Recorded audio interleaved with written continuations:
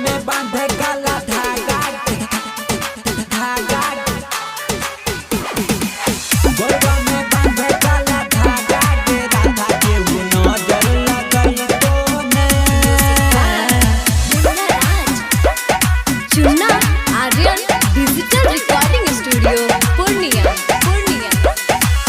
गोरवा में बांधे काला धागा गे राधा के वो नजर लगई तो ने गोरवा में बांधे काला धागा गे राधा के वो नजर लगई तो ने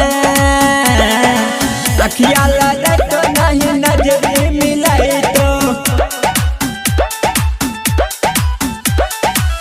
बिगड़ल छौरा से तोरा बचे तो हो तो नहीं तोरा कोनो बाधा गे राधा के वो नजर लगई तो ने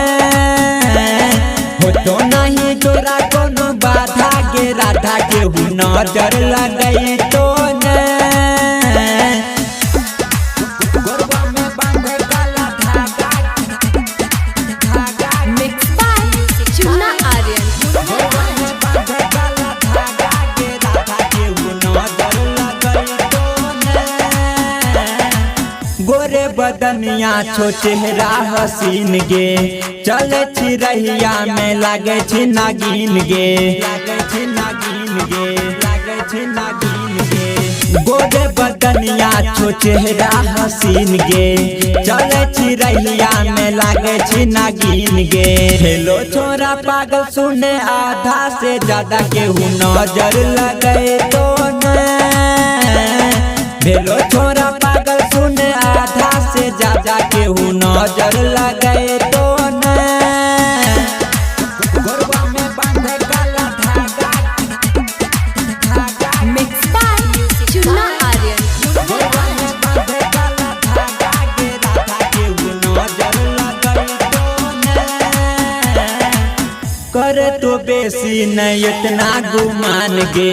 काचे उमरिया में भल ही से आन गे भल ही से आन गे भल ही से आन गे करे तो बेसी नहीं इतना गुमान गे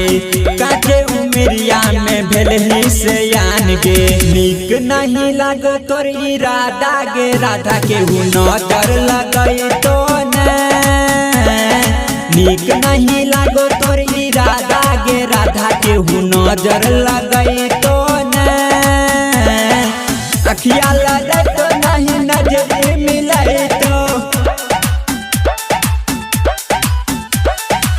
बिगड़ल छौरा से तोरा बचे तो हो तो नहीं तोरा कोनो बाधा गे राधा के हूँ नजर लगई तो ने